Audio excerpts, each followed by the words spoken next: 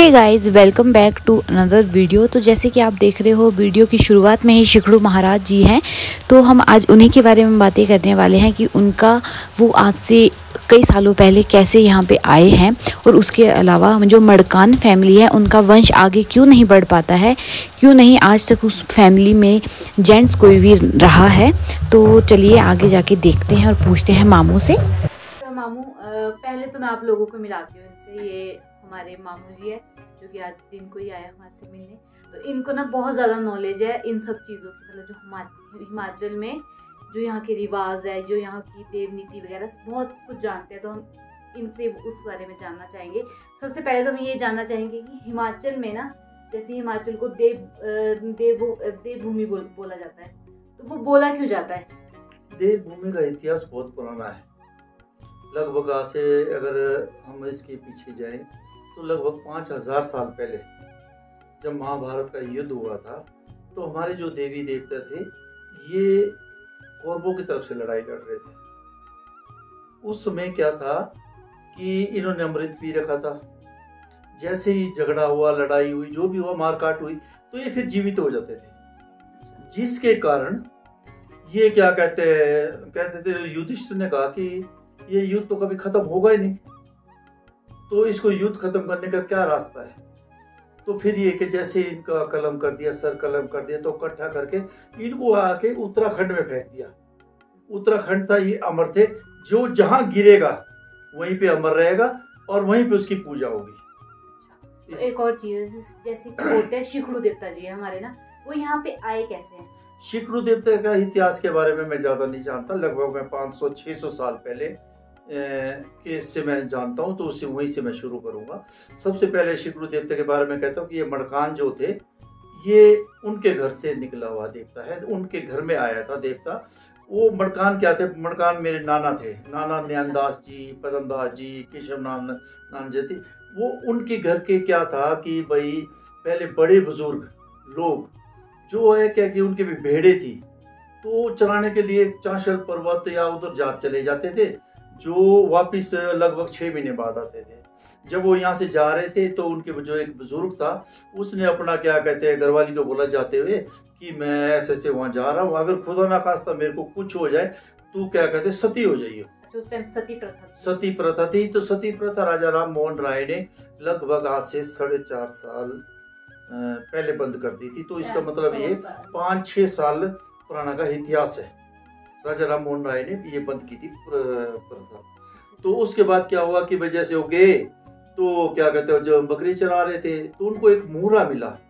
मूरा जो कहते हैं कि वो शिखड़ू देवता का था। उन्होंने अपनी बांसुरी और अपने कपड़े बांध करके नदी में डाल दिए। पवर नदी वहां से निकलती है चंद्रनान से, तो उन्होंने उस नदी में डाल दिए। बांसुरी और कपड़े किसके? उनके दादा जो मतलब जो वहाँ पे जो बुजुर्ग गए थे, बुजुर्ग गए थे, उनके डाल दिए थे। उसके बाद क्या हुआ कि भाई वो जब वहाँ नदी से आए तो हमारे जो है 2 घर हमारे पीछे थे, मतलब हमारे नाना के, सॉरी हमारे नहीं, हमारे नाना के जो घर थे वो हमारे 2 घर पीछे समाला में थे, एक घर गंगटोली में था। तो जो गंगटोली में था वो औरतें क्या करती, पानी भरने शिकड़ी के किनारे पे जाती थी, जहाँ नदी, पवर नदी और शिकड़ी का मिलाप होता था, वहां पे एक कोने पे जाकर के पानी भरती थी। जब वहां से वो पीछे से बांसुरी आई तो उस लेडीज जिसके जो हस्बैंड गए थे वहां पे, यानी उनके ही टोकरी में गई। तो उसे लगा भी कि मेरी टोकरी में कुछ गया है। तो उसने दूसरों को भी कहा कि देखो जरा मेरी टोकरी में कुछ गया है। किसी को कुछ दिखा नहीं। उसने टोकनी उठाई तो बिल्कुल टोकनी खाली थी। टोकनी जब खाली थी उसके बाद क्या कहते हैं, जब उठाई तो कहते वो लग रहा था मेरे को जैसे पानी नहीं है। उसने एक दूसरी औरत को बोला मेरे को तो लग रहा है कि मेरी टोकनी में पानी नहीं है। उसमें शिखड़ू देवता थे। जब वो घर में गए, जब उन्होंने उस पानी को, एक बड़ा होता था काफी कर, उसमें इकट्ठा डालते थे सारे पानी, जितनी औरतें थी उसमें इकट्ठा करके उसमें पानी डालते थे। जब वो पानी उसमें डालना तो उसमें वो फिर निकली, वो चीजें निकली। जब वो चीजें निकली तो उन्होंने देखा क्या था, तो उन्होंने कहा हो, कहते उनके साथ तो कुछ भी सेटलिंग हो गई है, इसलिए क्या कहते हैं इसको हम क्या कहते हैं, मेरे को सती होना पड़ेगा। तो जब सती होने का टाइम लगा तो काफी रोका लोगों ने, जैसे भी था जो बड़े बुजुर्ग थे, कि हम उनको ढूंढने जाएंगे। तो क्या कहते हैं हम जब ढूंढ के आएंगे तो अगर उसके बाद आप सती हो जाना। लेकिन वो लेडीज नहीं मानी तो जिसके कारण क्या हुआ कि भाई वो सती हो गई। जब सती हो रही थी फिर उसको बोला कि हो सकता है जिंदा हो। कहता अगर वो जिंदा होगा और वापिस आएगा तो इसके बाद ये जो मड़कान खानदान है इसमें कोई आदमी नहीं रहेगा, इनका कोई वश नहीं रहेगा।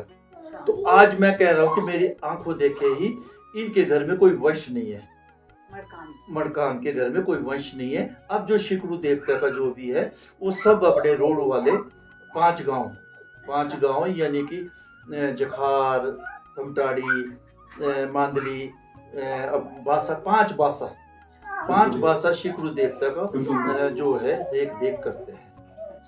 ये इस इनका शिकरू देवता का इतिहास है। बहुत इंटरेस्टिंग है। अभी मामू का हम टाइम नहीं लेंगे क्योंकि मामू ना घर जा रहे हैं और लेट हो जाएंगे, इसलिए लेकिन मैं फिर भी ये कह रहा हूँ, हो सकता मेरी स्टेटमेंट गलत हो। अगर इसको यूट्यूब या कहीं पे भी आप इसको सर्च करेंगे या कहीं भी जाएंगे, अगर मेरे से कोई ज्यादा जानकारी हो तो हम कहते हैं कि कमेंट्स करें और क्या कहते हैं हम उनसे स्वयं मिलके उनको लेकर के इसको इतिहास को हम समझने की कोशिश करेंगे।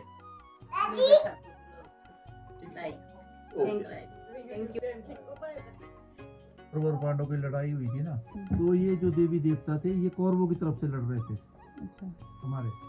तो जब इनका सर कलम कर दिए थे ना, ये फिर खड़े हो जाते थे क्योंकि उन्होंने अमृत पी रखा था। फिर युधिष्ठिर ने कहा उनको कि हे भगवान ये तो युद्ध खत्म ही नहीं होगा, तो क्या किया जाए। तो उन्होंने बोला सबको इकट्ठे करो इनको और उत्तराखंड में फेंक दो। इसको उत्तराखंड बोलते थे, जो पहाड़ी एरिया था। इसको जो जहाँ जाएगा वहीं पे उसकी पूजा होगी और वो अमर रहेंगे। आप ये बताओ कौन सा देवता का दर्द पूरा है? सबके मुंह बाकी वहीं पे। नई बात बताई ना मैंने आपको। तो वीडियो ज़्यादा कुछ तो नहीं है, लेकिन अगर आपको वीडियो अच्छी लगी हो तो प्लीज़ सब्सक्राइब कीजिएगा और शेयर कीजिएगा ताकि ज़्यादा से ज़्यादा लोगों को इस बारे में पता चले। और ये मामू की तरफ से प्यारा सा गिफ्ट था। तो अभी के लिए bye bye, take care to.